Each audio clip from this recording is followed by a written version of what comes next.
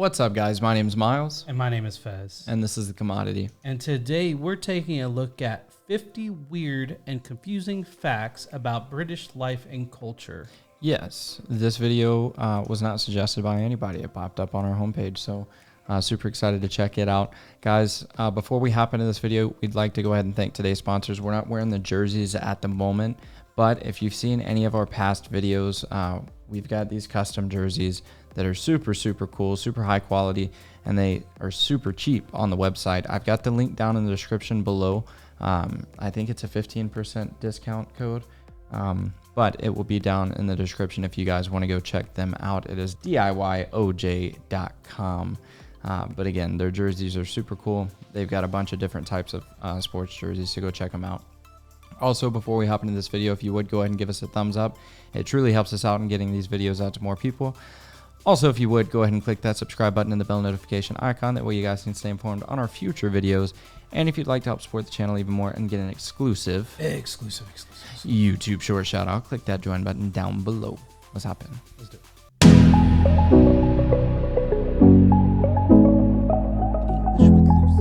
I'm telling you, I think we've watched a couple of her videos. Hello everyone, before. and welcome back to English with Lucy. Today, Today, was on our I'm very suggested hot videos. and it's only 19 degrees. We're going to talk about that later. Today, I'm going to talk to you about 50 weird and random facts about British culture. Now, this lesson's more of a fun one. It's going to be great for your listening practice. And if you want to improve your pronunciation alongside your listening, I highly recommend Audible. It's an online database of all. She was part of a...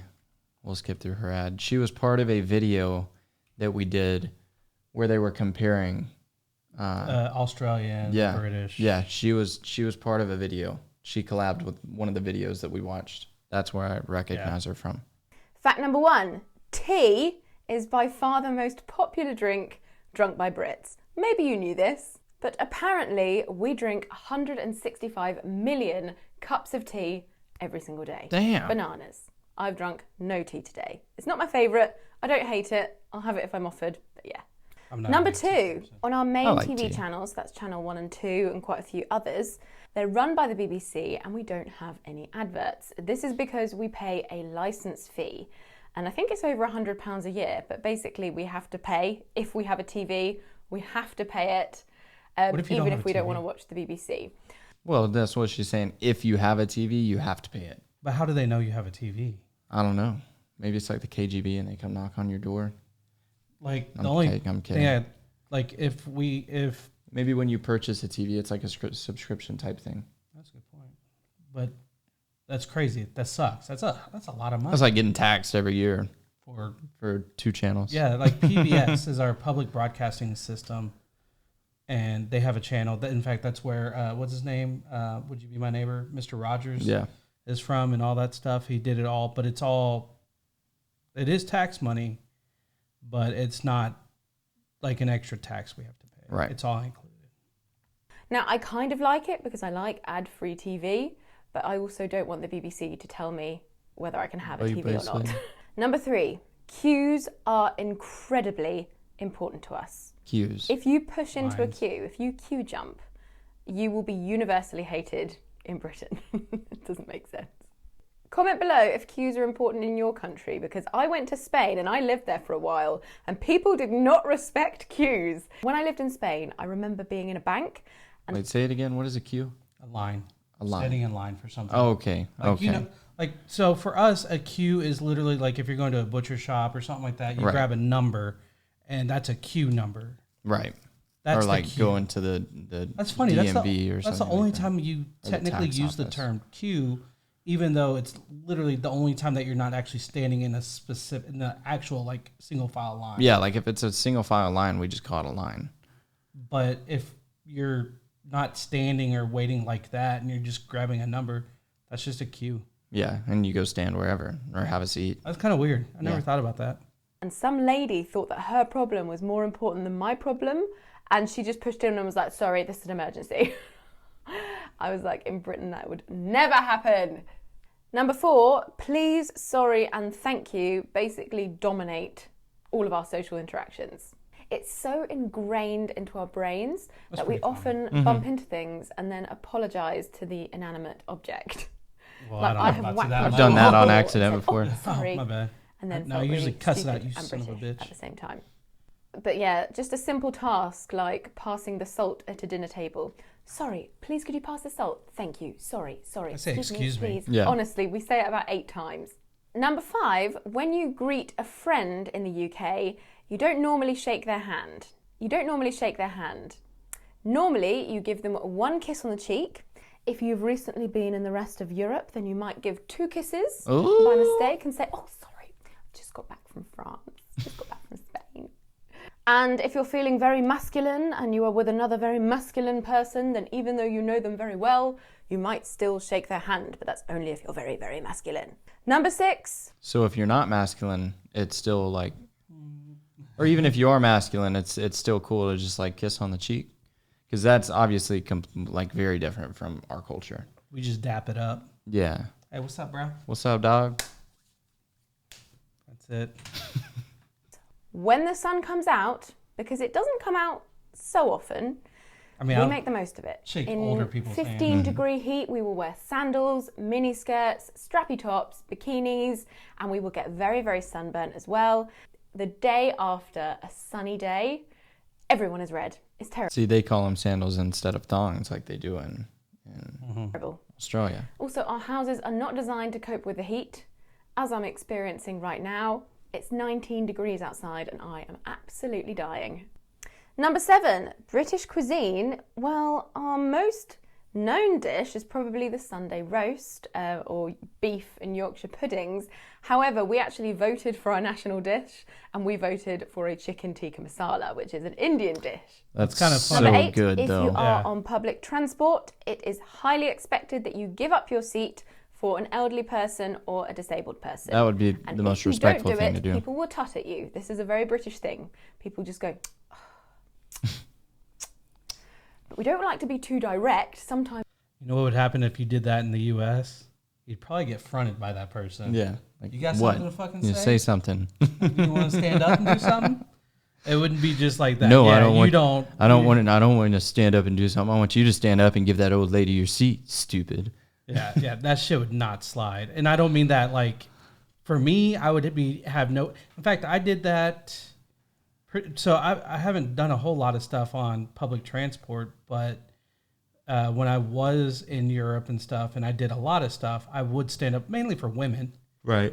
Not necessarily like I don't know. In the U.S., elderly men don't really get that same treatment. Mm-mm. It's like you're on the same level as we are. Right. We don't. I mean. But women and elderly women.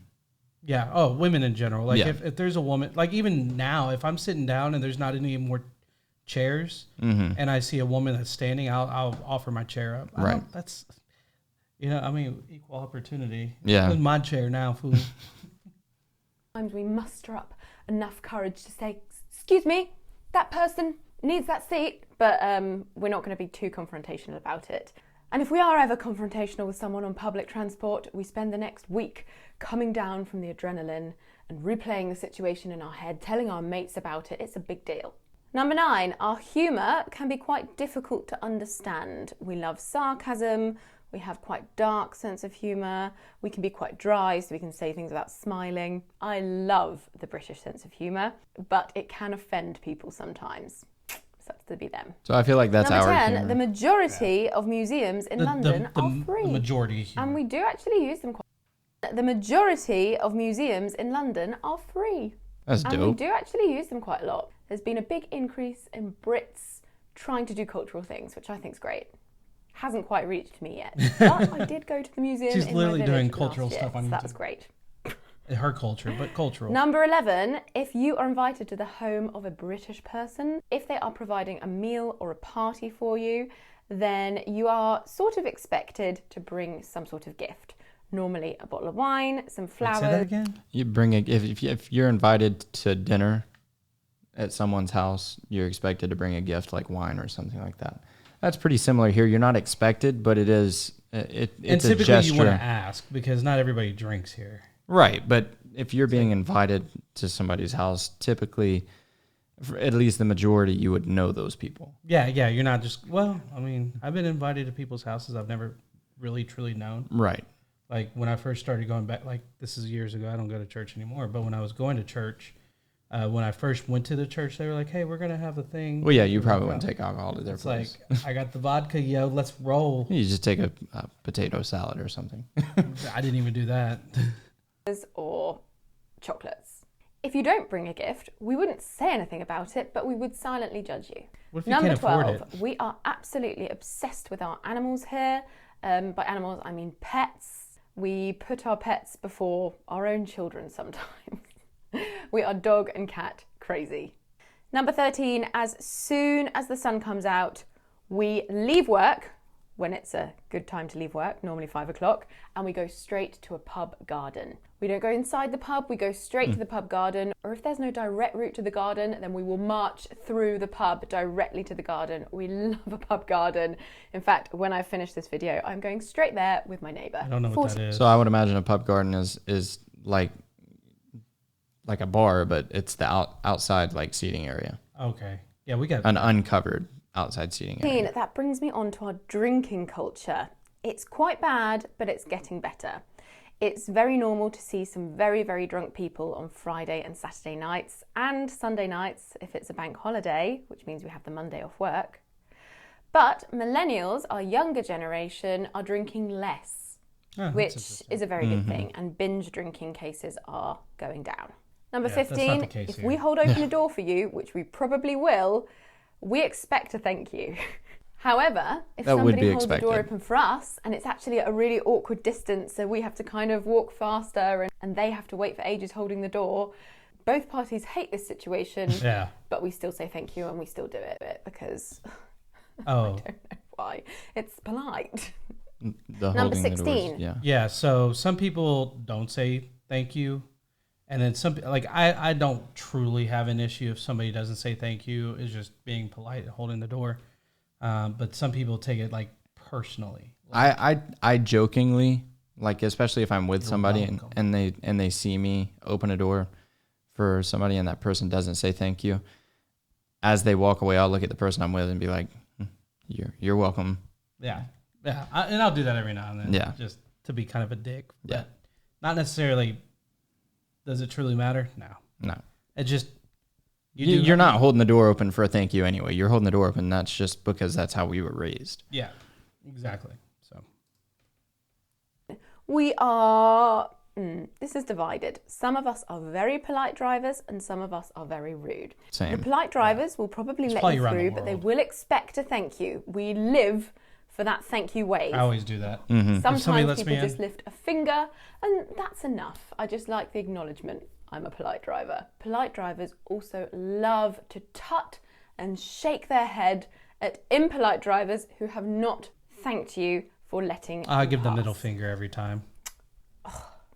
Number 17, in many cultures around the globe, women want to have lighter skin, but in the UK, we want to have darker skin. Well, not all of us, but a lot of us like to use fake tanning products to make our skin darker. You guys got tanning beds, right? I feel like that probably came from the US, if I'm being honest. What, tanning beds? No, the tanning thing. Oh. Just in general, wanting to be dark. Like, I bet money, because if you look at some of like the really old British stuff, they're all like super white. Mm-hmm. And then I think I would put money that it came over probably from Hollywood or something like that over time. I mean, it could have been hundreds of years ago, but I'm saying, I think that might be extreme, just the want to be darker. Yeah. Like you feel like the envy of wanting to be darker. Yeah. And year round, that's all I gotta say. Year round, you're dark, but during the summer, I'm darker. Yeah, but how much time do you have to put in to get to that point? A lot. Every evening and a weekend. I must admit, I've got some on today. I'm a very light shade of orange. Yeah, we don't like the spray on stuff. Yeah. And it's too obvious. We don't have much sun. We don't get much chance to tan. And having a tanned complexion, I think, is almost a sign of wealth. Like you've been on holiday recently. I just think I look healthier with a bit of a tan, but you might not agree. Number 18, we are Penny very beds, divided over the royal family. Some people think it brings in loads of tourism and money. Some people think that they spend way too much money, and there's never really been a study to show whether they bring a profit or loss to the country. So it's a funny one. We just don't know. Number 19, the weather in summer can never be guaranteed. So we don't actually go on holiday in our own country that much. We do, but we can't guarantee it's going to be a sunny beach holiday. A couple of years ago, my family and I went away to Cornwall to a beach resort, and there was not a single day of sunshine. It poured it down the entire time. That would suck. And we just said, never again. We will always go abroad now. Number 21, we like to thank the bus driver when we get off the bus. That's respectful. In London, on the school bus, anywhere, it's pretty normal to say thank you as we get off. I'd say that's normal. My school bus Yeah. driver was absolutely amazing. He actually used to buy us all Easter eggs. A whole school bus of children. He was lovely. His name was Roger. I hope I get to see him again. Number 22, dinner is often our biggest meal of the day. I'm talking about evening dinner. We have a fairly heavy breakfast, a light lunch, and then a heavy dinner. And we normally have breakfast between 7 and 8, lunch between 12 and 1, and dinner between 6 and 7 normally. So in America, breakfast, for the average American, I'd say breakfast is pretty heavy, lunch is pretty heavy, and dinner is pretty heavy. That's if you actually eat breakfast. Yeah. A lot of people don't eat breakfast. Yeah, like typically I would say if I'm actually trying to eat healthy, I guess it could be considered heavy. Like doing keto, I'll do like 2 to 4 strips of bacon and probably 4 to 5 eggs. Yeah. Which is a lot of eggs, don't get me wrong, but that will hold me over for like 5 or 6 hours or something like that. And then I can have a hearty lunch and then come dinner time, I usually actually eat quite small when I'm doing keto because my stomach shrinks drastically. So I'm doing a keto fast right now. And so as long as I get home before 7:45, I'm going to make probably 8 eggs. So you're at the end of your 48-hour fast? At this point in time, technically, since I said yesterday's video. Oh, you're dumb. Yeah. Yeah. You got me. Yeah. Number 23, how are you and you all right are not genuine questions. If we say, hi, you're right, I don't actually expect you to answer saying, well, actually, no, I'm not. My goldfish died. I just expect you to say, yeah, you're right. And that's it. We have the same thing. Here. Like, hey, how are you doing today? Hey, Yeah, we'll legitimately ask a legitimate question, but we legitimately don't give a shit. Yeah. And it's legitimately meant to be like just a pass-by greeting. Hey, how are you? I'm good. I do that here. But if anybody stops and says like, well, actually, it's not been my kind of day. I woke up this morning. Yeah, you're just like, shut up. I didn't ask you how your day was. Like, I prefer the guy that's just like, like, I'm good with that. Yeah, like you say, how are you doing today? And they're just like, that's perfect. Or, hey, how's it going? How are you? Hi. Or what's up? But yeah, it's just like, I just want the nod back. Yeah. Or just like passing by. I'm good. Thanks. Yeah. Those are all I want.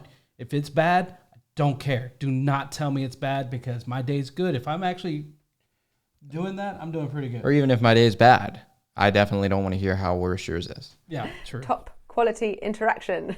Number 24, our population is incredibly diverse.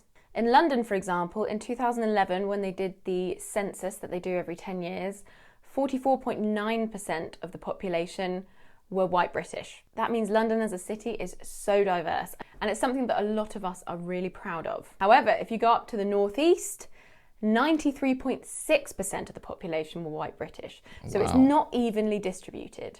Number 25, that's pretty common. We care a lot I'd say US is pretty about diverse. where you stand on an escalator, and we will tut and shake our heads if you stand in the wrong place. And I always see tourists do this. You have to stand on the right, and you have to leave enough room for busy, rushy people to overtake you. Otherwise, they won't say anything, but they'll stand there and tut and maybe even say, excuse me. That's what I'd do. I'd be like, excuse me. Like if you're trying to get by them? If I'm trying to like go up an escalator really fast for something. Oh, yeah. Yeah, Absolutely. and somebody's just like got both arms on there. I'm like, hey, right. Excuse me. What did she say? On the right. Oh, we do the same thing. Yeah.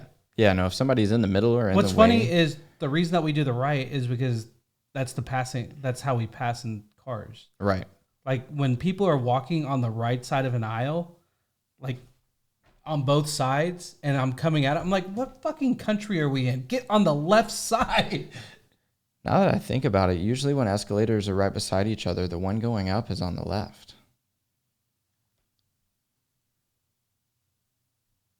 You're right.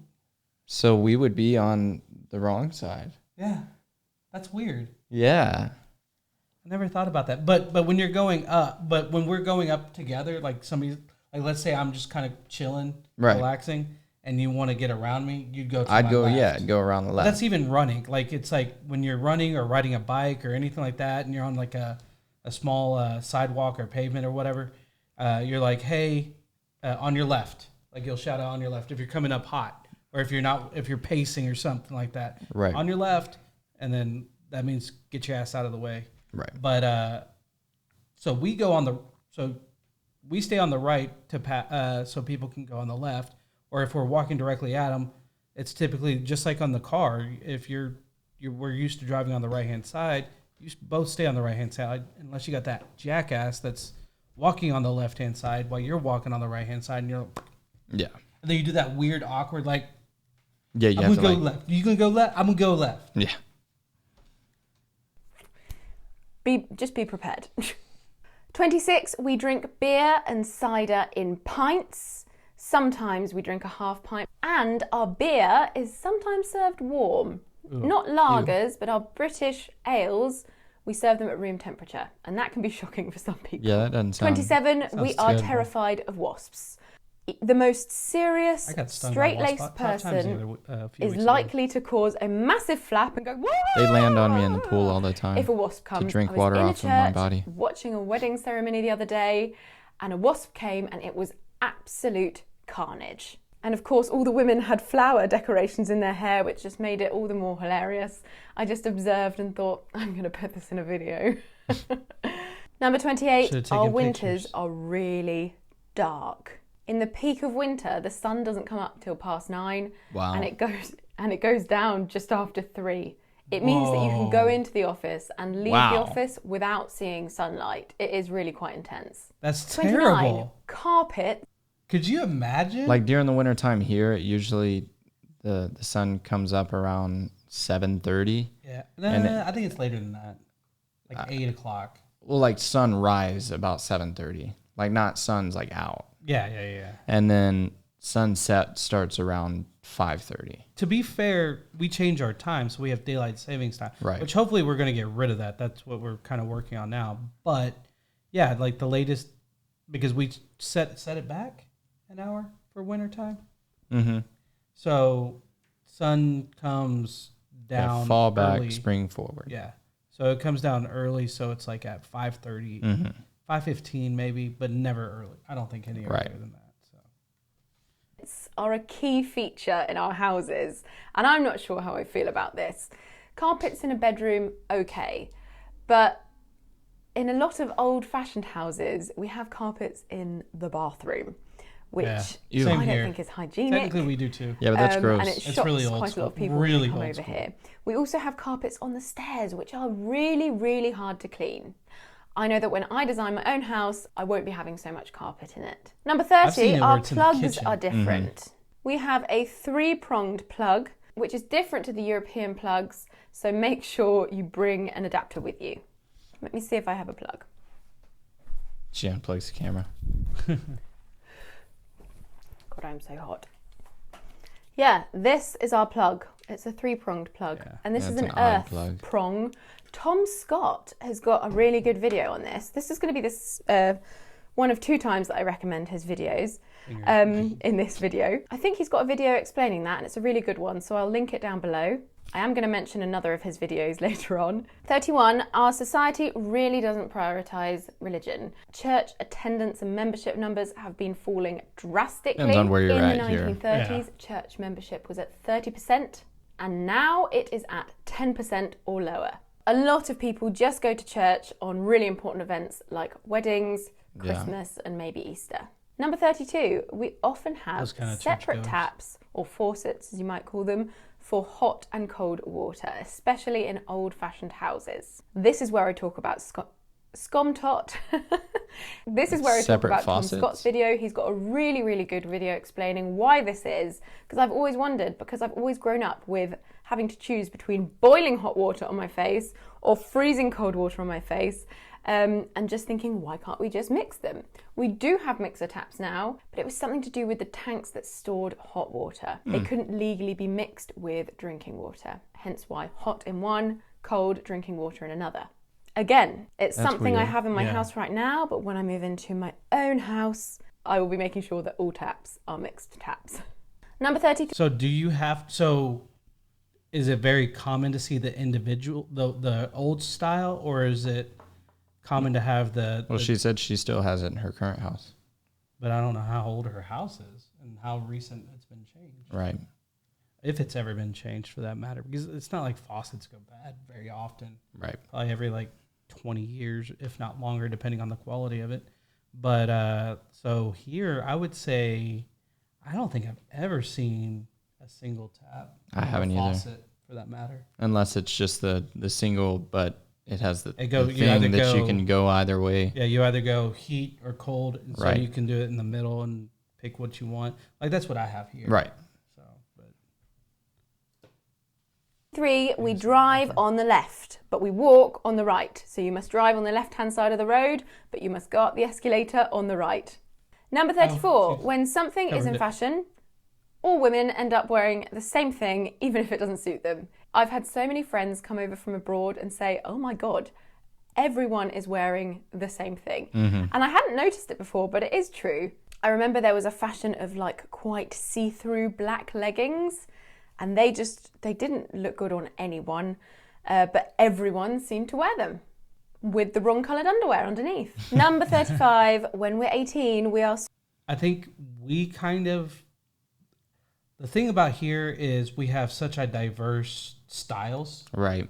You might be into trendy stuff, or if you're country, you're wearing nothing but blue jeans and t-shirt, maybe plaid, no matter what time of year it is.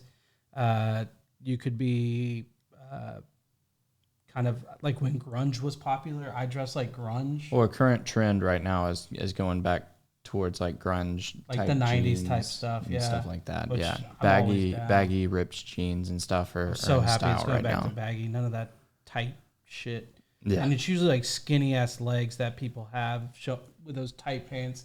I'm like, that's got to be embarrassing. I wouldn't want to show off my skinny legs.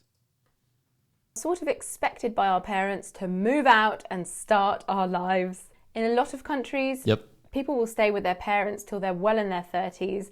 Here, we were just talking about that in yesterday's video. Our parents want us out as soon as possible. Yeah. If we go to university, we go at 18, and we normally go to a university that's quite far from our own home.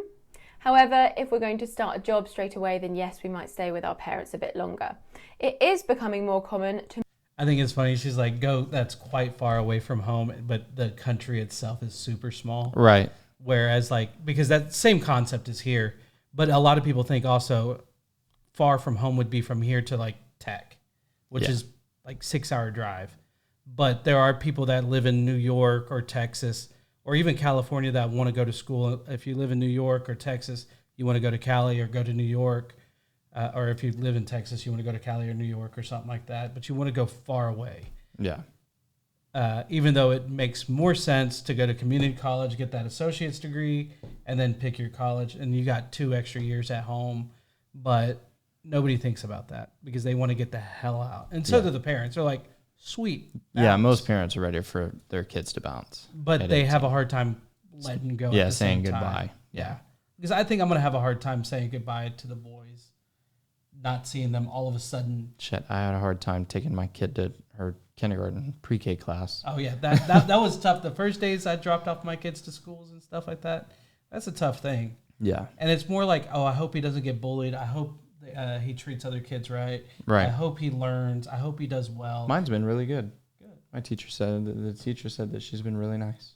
To other kids or to her? To everybody, sharing stuff. And to move back in with your parents after 3 months ago, university. 5 months ago? That is something that I did for 6-ish months when I was starting my business after graduating. Number 36, our university fees are high, very, very high. For UK residents, £9,000 a year, grand is pounds, £1,000, £9,000 a year. And for international students, it can be much, much higher. Number 37, that is nothing. Yeah, that's kind of cheap. That is very cheap. Here we're talking, by the time you're done with 4 years, you could be easily into the 6 figures. Yeah. In debt. Depending on what you went to school for. Yeah. And which school you went to. If you go to a private university, then yeah, you're easily $200,000-300,000 in debt. You're talking about like $50,000 a semester. Or if you go to Ivy League and you don't have a full scholarship, you're screwed for the rest of your life. That's why I'm in sales. And no college education. No college. I'm paying my college students down fast. My students student loans down fast. Make good money doing what I do. Have ice cream trucks that drive around our villages playing a tune, like a little dingy bell tune. And it's the most exciting sound as a child. I never had it because I lived in a rural village. But when I went to the park or to see friends, I remember hearing this noise and being like, "Ah, the ice cream man." But I think my friend's mum told her that the ice cream man only played this tune when he'd run out of ice cream, which I think is the meanest thing ever. Number 38, we don't use our car horns that often. They are for angry emergencies. Same. Or just emergencies, not necessarily angry. Well, I don't use mine at all. I went to Bali last year or the year before. Which is illegal, and they just use them all the time to say hello and to nudge people. No. Over here, car horns are quite a big deal. Yeah, my horn someone beats their horn at you, you spend the rest of the car journey getting over it. I've had one car horn ruin my entire day. Oh, yeah. It pisses me off, too. Car drivers hate cyclists, and cyclists hate car drivers. Same. It's a war on the road at the moment. Cycling has increased massively in popularity, and car drivers are not happy about it. Because they're dicks. Our supermarkets are very big, and they have a huge range of pre-prepared food, so ready meals to cook in the microwave. Common. I've been to lots of other countries, and I've never seen the range that we have, apart from perhaps in America. I was about to say, you have if we live in a city, we tend to totally mind our own business. We don't talk to our neighbours. We may be stretched to a hello sometimes, and you really don't get to know people outside of your own friend group. I love that. And, your social activities and work. In a village, however, it's completely different, and you have quite a hard time protecting your business. If you tell a secret to someone, the whole village will know. I kind of like it though. Like a small town. Number 42, we find it incredibly rude if somebody talks on their phone loudly on public transport. And the best example of this is the train going to and from Luton Airport and Gatwick Airport. You can see before it arrives to Gatwick, everyone's just sitting in silence. And then as soon as you've gone past it, it's just filled with tourists that don't know, our society rules. Just talking really, really loudly to their mums, say that they've arrived safely, and all of the British people looking like... That's kind of like when we went to Turner Falls that one time, and then we went to dinner after, and that guy's phone kept ringing while he was eating by himself, and his phone was just sitting there like on loud blast, just ringing, people calling him back to back, and he's not silencing it or anything. It's just sitting there ringing, and he's just steadily eating. I know people that are like that, and I just want to take their phone and break it over their head. Yes, like, come on, silence your phone. And then with the broken glass, just rip it across their eyes. 43, our tabloid gossip newspapers are disgusting. They are terrible. Mm-hmm. They lie so much, but we all secretly read them. We don't. We do not. All of us, but many of us I'm sure in secretly read the Daily Mail. Not in my 44, area. In the countryside especially, we have milk delivered to our doorstep. That's in bottles. Dope. And it's something that I'm very passionate about. I'm really passionate about supporting our local milkman and supporting our local dairy farmers. I get my milk delivered on Monday and Thursday, and I barely give her milk. I just cook a lot with it. That's not very keto. Well, I gotta cook. What do you cook? I just started keto literally today. I love it. It's amazing. We always have fresh milk at the door. 45, we generally tip 10% in restaurants. And we prefer to tip it in cash because then we know it goes directly to the waiter or waitress. However, some restaurants, especially London restaurants or chain restaurants, will already add a service charge to your bill, which is normally 12.5%. And some of us will get very angry about this and will ask for that to be taken off and will instead give cash directly to the waiter or waitress. I prefer to do the same. Because we know that they are not on the best wages. I always do it on the debit and those card. tips form a big part of what they earn. Cash. And yes, I do that. 46. I thought tipping was an abnormal thing around the world. I was in London and I was told not to tip. Really? Yeah, like they were like, we don't tip here. And I was like, okay, that's fair. So maybe that's like a fairly new thing that's kind of grown over there. But yeah, no, here it's, all honesty, it takes a lot for me to tip anything under 20%. Yeah. Like I typically, my minimum's 20. Yeah, like that's, like you have to be shitty at your job, getting everything wrong, or never coming by the table. Like I just want somebody to come by and be like, hey, are you good? Because you know how much I drink. Right. So I always need my drink filled. But if they keep my drink filled, I'm tipping probably between 25 and 35%. Yeah. Because that means the world to me. That and I want to show my appreciation. No, I'm But the the same way. expectation is usually 15, 18, 20%. Yeah. So plus I've been in that kind of I've been in the service industry, so I know what it's like trying to live off of tips. It's been a long ass time, and I only did it for like 6 weeks, but I get it. It sucked. That's why I didn't do it very long. So We're very indirect. Instead of saying, I don't like it, we would say, well, I don't hate it. Or, it's not my cup of tea. we use that. We just hate being straight to the point. We don't like offending people. But it can be very, very confusing for people who aren't from here. No, 47, most Sundays, we have a meal called a Sunday roast. We normally have it in a pub or our mum will cook it for us. And it's the best meal in the world. And everyone's favourite Sunday roast is their mum's Sunday roast. And their mum's Sunday roast is supposedly better than any other Sunday roast. But everyone says that. But my mum's genuinely is the best. 48. Although fish and chips are really famous here, I would say that going out for a Chinese and going out for a curry are way more popular. We do that way more often. I love curry. Fish and chips, I probably have it once every 2 years. Fish and chip shops have declined in quality. Number 49. That's what I was going to say. So last time I was there, like I had to get the fish and chips. Right. It's famous there. Same for the English breakfast. Mm-hmm. I'll be honest, and I'm not trying to down anybody, but the fish and chips were so freaking oily. It was disgusting. It gave me a headache.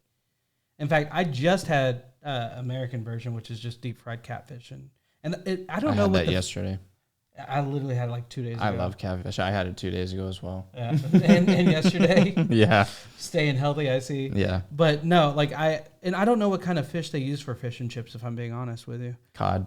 Is that what they use? I think so. Oh, okay. Yeah, you can't. That's why our fish and chips are literally just fish fry with whatever side you want, which typically it's going to be French fries, or with hush puppies, those kind of things. Right. In fact, I had with my fried fish, I had hush puppies, fried okra, and what was the other thing? It was delicious. Oh, little russet potatoes. Mm-hmm. And it was delicious. It was still sitting in the oil with the seasonings in it. Right. And it just stayed on it, and it was cooked in it. And oh my gosh, it was the best part of the whole meal. Yeah. So anyways, but yes, it's pretty common here, but typically it's done with fried catfish. We will do literally everything in our power to avoid the most minor awkward situation. I was walking with my friend the other day. She is quite awkward, and she had a plastic bag full of shopping. She saw someone she knew, the bag broke and emptied out, but instead of stopping to pick it up, which would mean she would have to talk to this person, she just carried on walking with an empty bag. And I just thought, that is peak British there. Wow, that was a waste. Number 50, women seriously underdress for the weather on nights out. On New Year's Eve, I think that's women across in the like world. bikini tops and tiny dresses, bare legs, strappy heels, but they don't necessarily get cold. And this is a phenomenon we like to call the beer blanket. Once you have enough beer in you, you start warming can't up. feel the cold. Yeah. Right, those are my 50 random. Yeah, no, actually, so when I'm pretty sure it's pretty common around any country towns. We used to have what we call field parties because everybody owns a field of sorts. Yeah. Whether it's your backyard, but backyards in Tennessee could range anything from 2 acres to 100 acres. Right. You know, so we would just go to somebody's barn and just get wasted. And half the time, like especially during wintertime when you got 2 feet of snow in Tennessee, because where I lived, it was basically the foothills to the mountains. Mm-hmm. And so we would literally, instead of having like something to ride down the hills, we'd like take off our shirts and just go flying down the hills. Yeah. And there's enough humidity that you feel the cold. It's not like Colorado. And so, yeah, you're wasted, you're drunk, and it warms your blood and all that. It warms you up and stuff like that. Right. So, yeah. Nope. I know the feeling, and I haven't felt that way in a long time, but yeah, I get it. Guys, if y'all have stuck around this long, go subscribe to English with Lucy, because this was a fantastic video. This was a great. Yeah. Like, considering there was like no clips of anything, and it was very like just verbal. Mm-hmm. She still described it very well. Yeah, and she kept you entertained. So yeah. 100% go subscribe to her. Yeah. So, but guys, if y'all enjoyed this video, please hit the like button. If you want to see our future videos, hit the subscribe button and the bell notification. And if you want to support us directly, hit that join button. With that being said, my name's Miles. And my name is Fez. Thanks for watching, guys. Peace. Out.